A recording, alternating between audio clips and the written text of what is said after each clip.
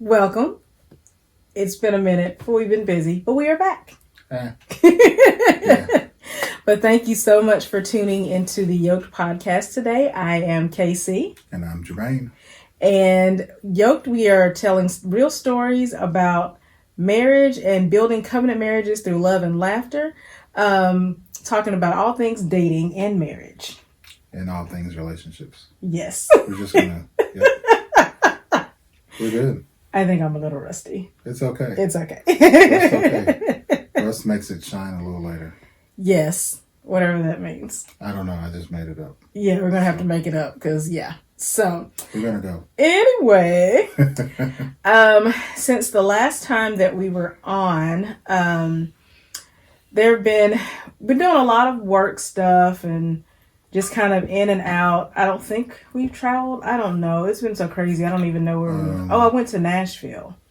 Yes. Did? I did. I went for my uncle's birthday party. Oh, yeah, you sure did. So I went to Nashville. Long story short, I met a new cousin. She's like an adopted family member who travels back and forth to Africa. So she has offered us a place to stay whenever we get to Africa. I'm Yay. so excited. Yay.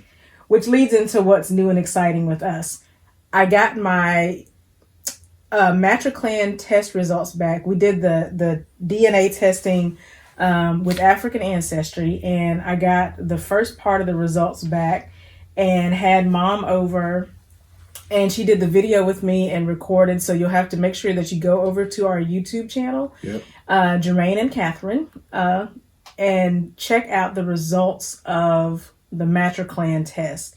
I'm waiting on the results for the Patriclan to get to my brother in Georgia, and then we'll be able to do that one as well. But I think that's like been the most exciting thing that's happened, was that we got those test results back. The most exciting thing that's relevant to people. Yes. Yes. There's always exciting things happening in our life, just on a regular basis. Yes, it's always something, which can be a good and a bad thing, because you've been working a lot, so seeing lots of new clients. It's okay. I know, but I mean, the people are like, where have y'all been? Because it's been a minute, because we've been doing It's okay. 3 million All things. things work to the good of those who love the Lord. Mm-hmm. All things. All the things. Okay. Also, we're still dealing with, not here in Memphis, but 3 hours east of us in Nashville. They're downtown Nashville and a couple of other cities surrounding Nashville were hit with a really, really bad tornado. So we've been kind of dealing with the aftermath of that, especially because we have so many friends and family and extended church members that are up in that region. So that's been going on too. So, just keep them in your prayers. Those families up there that have lost loved ones and have lost homes and businesses and all of those things that are going on. And also keeping your prayers, people who are getting sick with the coronavirus that is going on. Just pray for, the health of everyone impacted and the, health and safety and due diligence of all the workers who are, trying to do their jobs. Yep. Doing all of this, because there's so much going on right now. Yep. There's so much going on. Yep. But And one last thing, this lovely lady over here turned another year beautiful. oh, I did have a birthday. Yeah. Yeah, she got a little bit more beautiful. She's so beautiful, she just forgot because, it's just oozing everywhere. I took a nap. My birthday present to myself was taking a nap, because I legit forgot. This is the third time I forgot it was my birthday. Like, It happens. oh my gosh, this is ridiculous. So anyway, yes, I had a birthday. It's over now. It happened. That's how you got that. Oh yeah, I got a nose ring. Yes, I'm getting older and rebelling against the system. So, we're going to hop on into this, because we will joke around all day long about all the things, but March is actually National Women's History Month. This past Sunday, we celebrated International Women's Day, but March is National Women's History Month. So you're probably familiar with, women pioneers like, Katherine Johnson, who was the female NASA engineer. Hidden Figures was based on her and some of the other, black women who helped to launch, rockets with NASA. You've heard of, our Supreme Court Justice Ruth Bader Ginsburg. I'm talking way too fast. And human rights activist Malala Yousafzai. But even in the Bible, we know about women like Eve and the impact that she had on all of us, and Mary, the mother of Jesus, Sarah, and even Jezebel is, really famous in the Bible. But what about other women who are mentioned a little more briefly in the Bible? They can tell us a whole lot about who we are as women Christians. And I get that he's not a woman, but he's on here with this episode because we gotta talk about some women and men things, but mostly about the women things. I'm cool. I'm cool with women. So yeah, you are. But so we want to talk a little bit about some of the women who are not as popular in the Bible, and talk about what they can teach us and how they impact the world through redemption and purpose. And, talk about how these lesser women made a tremendous impact on history. So today's episode, we are talking about, the title of today's episode is, This is How Her Name Almost Destroyed the Church. Any guesses on who we're talking about? Anybody? I'm not guessing. I know, because you already know the answer. Oh, well, yeah. Still don't want to guess. Yeah. Well, you could think like, who destroyed the church? You could be like, well, what about the adulteress that the people were trying to stone? Like, are we talking about her? We're not. We talk about Delilah. Well, yeah, but she didn't destroy the church. She tried to destroy a whole people through Samson, but that's a different story. She just, cut hair illegally. Oh my gosh, I'm looking at my locks. I'd be so mad if somebody just cut my locks off while I was asleep. I'd be so angry. Yes, I would be. Yeah, I like my locks. Anyway, we are talking about Phoebe. Phoebe. Not the one from Friends. No, not her. Not the smelly cat lady. No. So Phoebe is mentioned in the Bible, and it's not even like an entire sentence. It's like half a sentence that mentions this woman in the Bible, and just like the mention of her name, even today, has the power to break apart churches. And it's crazy. Because I'm a fairly new Christian. I was baptized. Wait, what year is this? This summer will be 2020. Yeah, this summer will be 9 years that I was baptized into the church. And so I'm a fairly new Christian in the grand scheme of things. So when I first was baptized and started going to church, Phoebe was someone that I learned about pretty quickly. And I was just like, wait, I don't understand what the big deal is about Phoebe. So the scripture, she's mentioned in Romans chapter 16, verses 1 and 2. So I'm going to read that. It says, I commend to you our sister Phoebe, a deacon of the church in Cenchrea. I ask you to receive her in the Lord in a way worthy of his people, and to give her any help she may need from you, for she has been the benefactor of many people, including me. So some of your translations may read deaconess. Yes.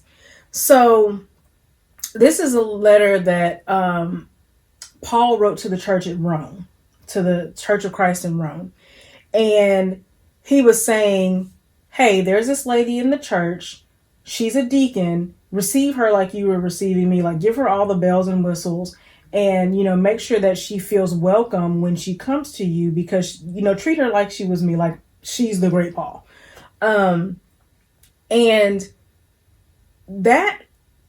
those 4 words, it says, our sister Phoebe, a deacon, is what has almost destroyed churches. And I'm like, I don't understand what's happening right now. Like, why are people angry about this? It's been cause for much debate. No, see, I mean, like people the and so like the way people have approached the mention of her name in the Bible has really given a lot of people like heartache Yeah. and caused them to get all up in arms about what it actually means and the correct interpretation versus you know what they want. And see, and that's a good point. The interpretation versus what they want. Because mentioning that there was a woman who held, and the thing is, it's not even deacon with a capital D. It is not a title. What? Like she has a name tag, Deacon Phoebe. That's going to be a new sticker. I'm going to make that. It's going to say Deacon Phoebe. Don't steal my idea. I'm totally going to make that. But it's not a title, it's a designation. And the biggest problem is that people have been fighting over this for generations in churches, because if you look at other scripture, it says that the requirement for someone to be a deacon in the church, among many things, they have to be a man, they have to be it says the husband of one wife. Well, but I mean, you're not the husband of one wife if you're a woman. The wife of one wife. That's not Depends on who you talk to, but yeah. Semantics. Semantics, okay. But there's other things, but like that's one thing that people who argue this is say they never.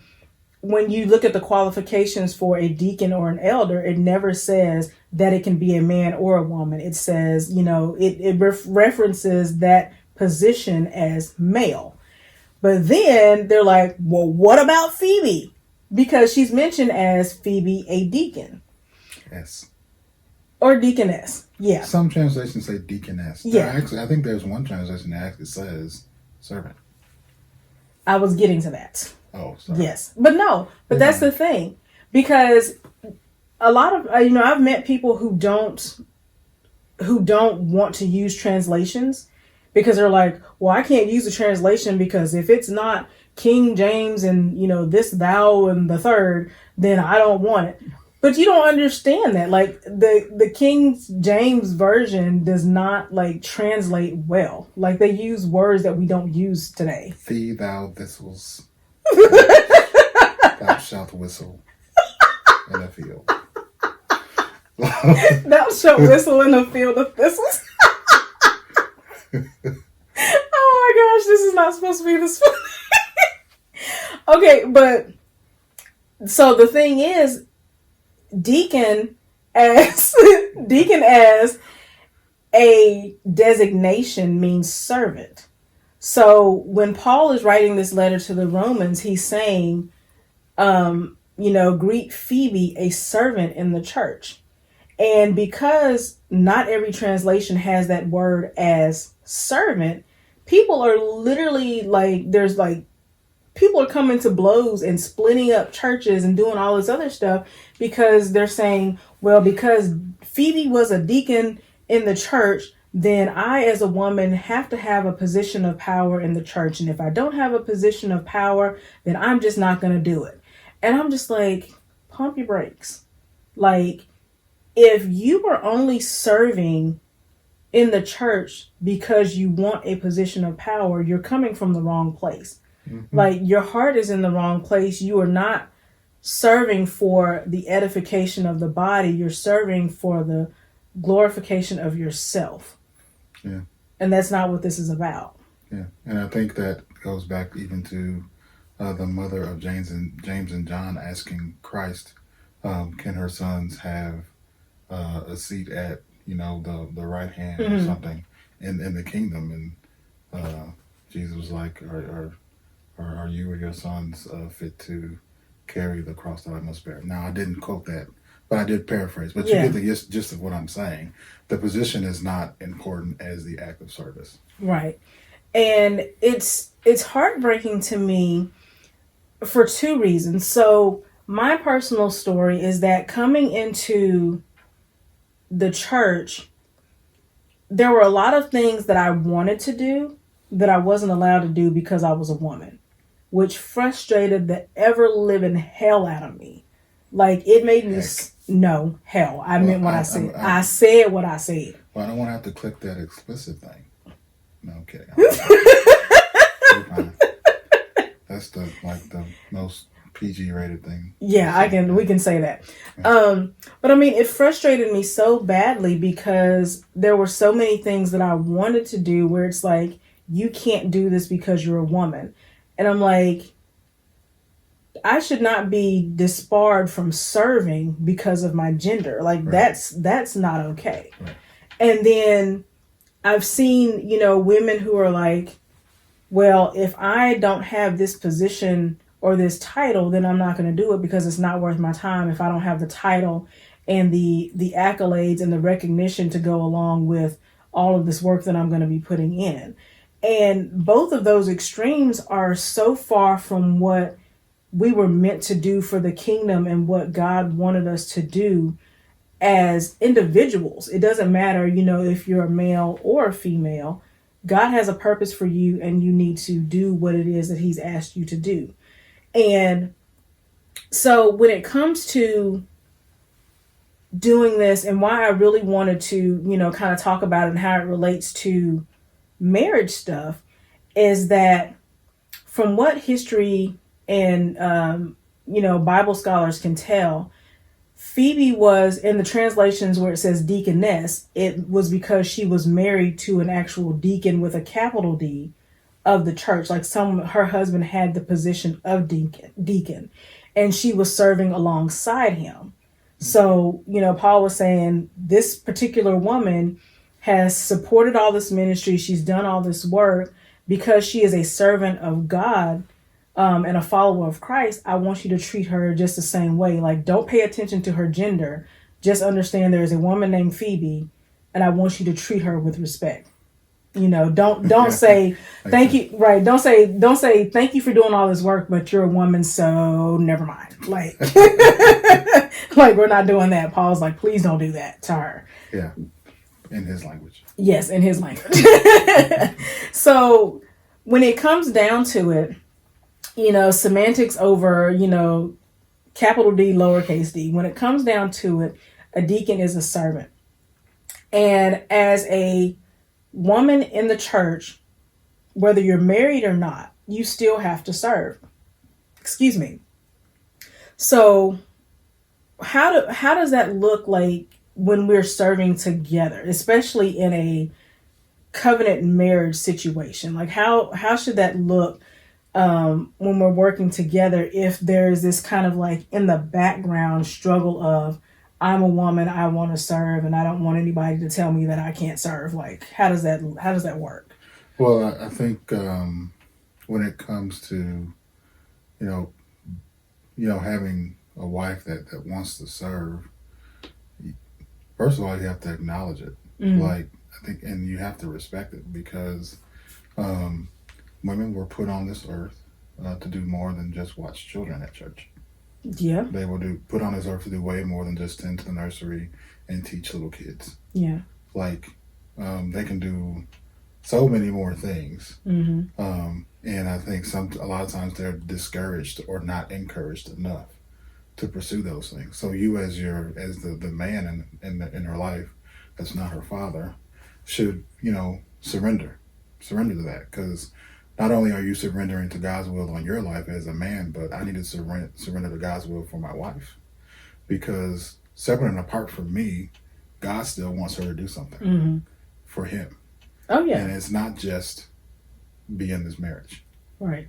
I was trying to like hold a laugh in because I was like kind of like role playing in my brain where like they have security teams at church. And no one has ever asked a woman to serve on a security team. And I'm like, do you not realize how nosy we are? Like, we are better than cops.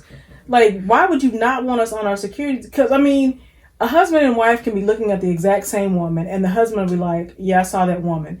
And we're like, she was wearing those same earrings last week, and then she had on this necklace, and then she had that shirt on, but she forgot to take the tag off, and it's got a spot right there. And I love her shoes. I know exactly where she got them from, and they were on sale because I saw them in Target last week. And y'all would be like, yeah, I saw a woman. Why would you not want us on the security team? Like, we notice everything. Yeah, she makes a strong case. I'm like, we notice everything. But even like, with our security team at church, I was like, hey, well, maybe I would, like to serve on the security team. And it's like, okay. And just kind of, not like intentionally brush me off, but there was like no second thought given to it. But I'm a 3rd-degree black belt. I shoot with a 97% accuracy with a weapon. I served on a crisis management team for 6 years. Like, I would be perfect to be on the security team. I'm just saying, we can do way more than watch the kids. You probably do need a crisis manager in the nursery, but I'm saying we can do more. True. Yeah. And so to go along with those lines, you definitely want to, respect and support one each other and one each other. Respect and support one another or each other. And then also, good to go right along with that. You want to avoid comparisons. Because again, if I were an insecure man, I would say my wife is not serving on the security team. No, I will not have my wife guarding me while I worship. Did you see Dr. Jill Biden? Did you see the action? Did you hear about this? No, I did not. Okay, so what am I missed something. I was at work. Yeah, so this is not like a support of any political party or anything, but it's just like an acknowledgement of Jill Biden. Bless you. So, Biden was speaking somewhere, and there were like some vegan protesters, and yeah, so Jill Biden like strong armed this chick. It was like, not today, Satan. And then so when Dr. Jill Biden had got one of the protesters, like his senior advisor, who was also another woman, football tackled the other one. I was like, and all the dudes were standing around like, whoa. And the women had wrestled them down to the ground. I'm like, why wouldn't you want us on the security team? Hey.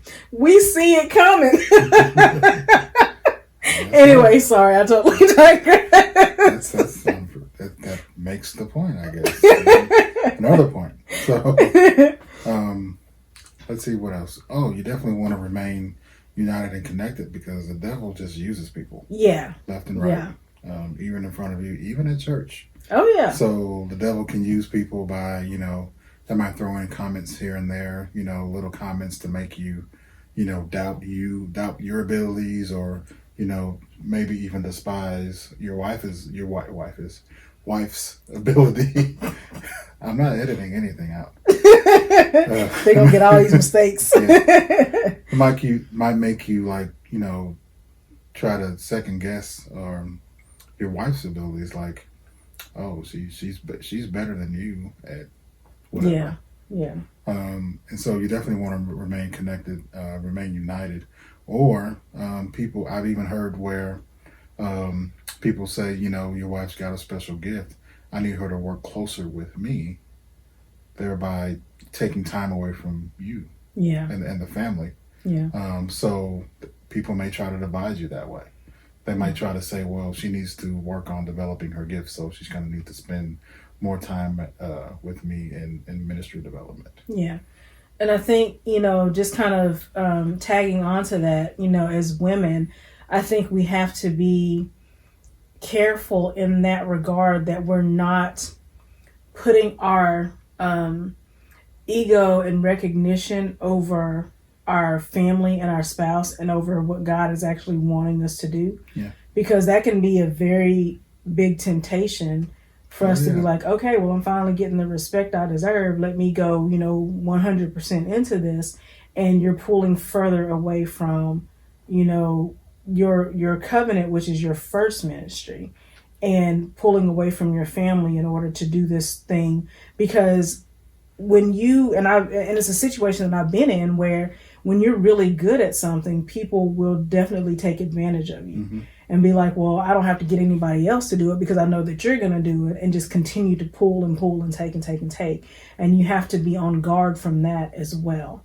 Yeah, or try to make you use your gift in a way that God didn't intend for you to use it. Yeah. Like I mean, this is also temptation for men too, especially. You know, I've seen where many men just, you know, neglect their households to be at the church in the name of service, Yeah. and they end up losing their families. Mm-hmm. But I've had, you know, I've had times where people have told me, you know, you really need to preach, or, you know, go into preaching, and I'm still trying to tell people that's not my lane. Yeah. My lane is, you know, counseling and some teaching, but not in someone's pulpit. That's not my lane, and I have, you know, not resisted, but I've constantly said that's not where I'm supposed to be yet. Yeah. Maybe in the future. I'm not saying it's never going to happen, but for right now, that's not where I'm supposed to be. Yeah. And also, you may want to, you know, as you step more into, you know, your spiritual gifts, you definitely want to communicate your vision for the service. Yeah. So communicate with each other. You know, this is what I'm sensing. This is the area I'm sensing God is leading me in this area of ministry.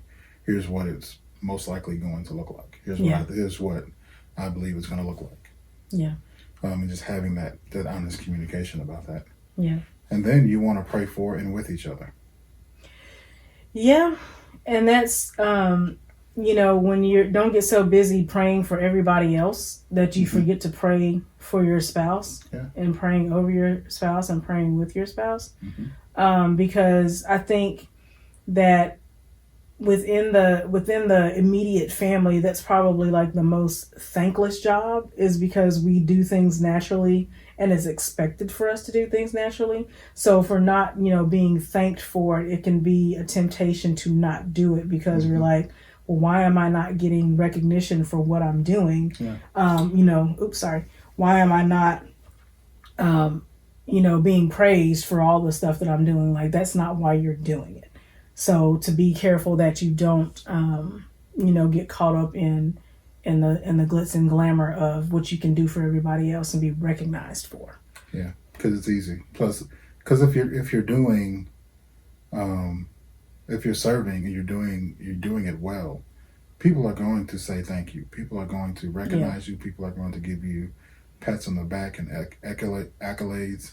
Your name is going to be said and, you know, mentioned in front of people for doing stuff. So that can be a nice invisible drug, so to speak. Yeah. And you want more of it. Yeah. And I think even along those lines, that even if people don't thank you, don't give in, because I feel like a lot of times that when you need that what am I trying to say? Verification. That's the word I'm going to use. Affirmation. Validation. All those validation, words. Affirmation.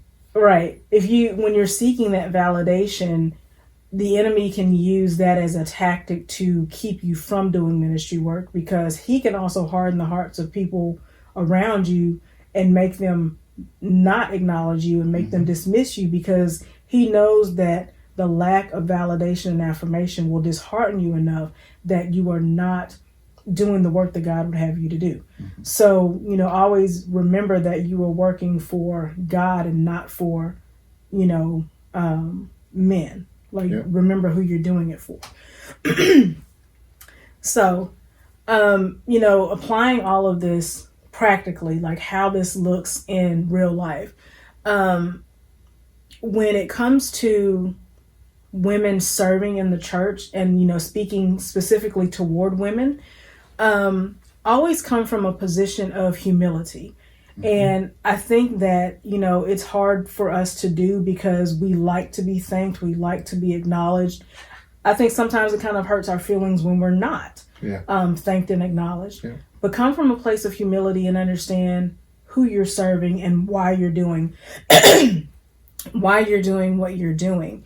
Don't get caught up in the titles of position and the power of influence. Even in that letter, it wasn't like a letter from Phoebe to the Romans where she was like, I, Phoebe, am a servant of the church and I need you to do this. She didn't mention her name. She was just doing what God had told her to do. Yep. She was working. Paul recognized her and said, hey, roll out the red carpet for her because she is doing God's work. She never asked for anybody to, put her on a pedestal. She just did what she had to do and serve. Yeah. So, be like Phoebe. Yes. Just because you have a designation doesn't mean you have to have a title. Yeah. We're all servants of the kingdom. Yeah, and just because God gave you the work, He can also take it away. Yeah. So always work for Him.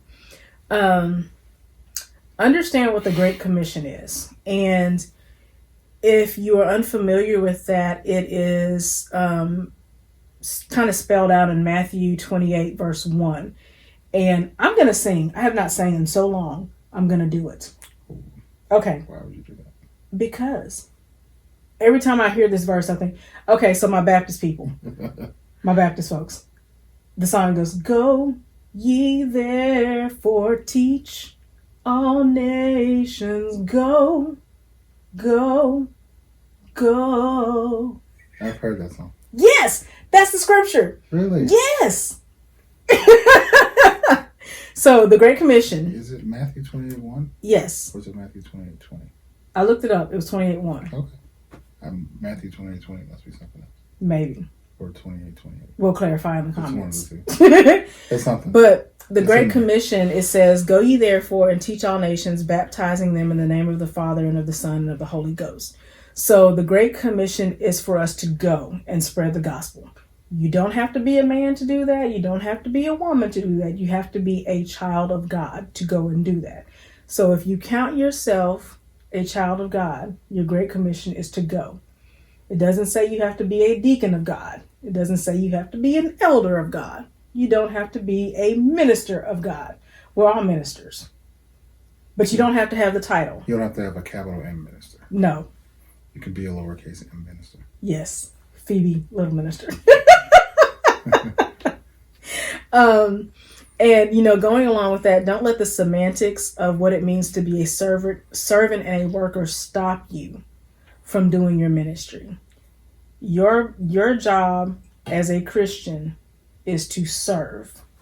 Serve God, serve others, serve. And the last thing, understand that your areas of ministry may not look the same, and that is okay. Yeah. You're not, if you are a Sunday school teacher, you are not any less important to the ministry and the body of Christ than if you are a pulpit minister. There are different roles, different positions, different job duties, but all have the ministry of serving. In the same body. Yes. So understand that if you don't have a title, if you are a woman, there is nothing wrong with that, because those things should never, ever, ever stop you from serving. Even if your name is mentioned one time. One time.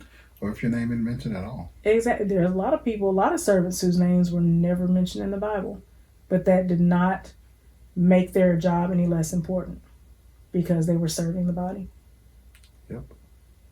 So, our lesson today, be like Phoebe, little deacon. Okay. We're all going to be little deacons. Yes. I'm going to change that to my name on all my social media. Catherine, little deacon.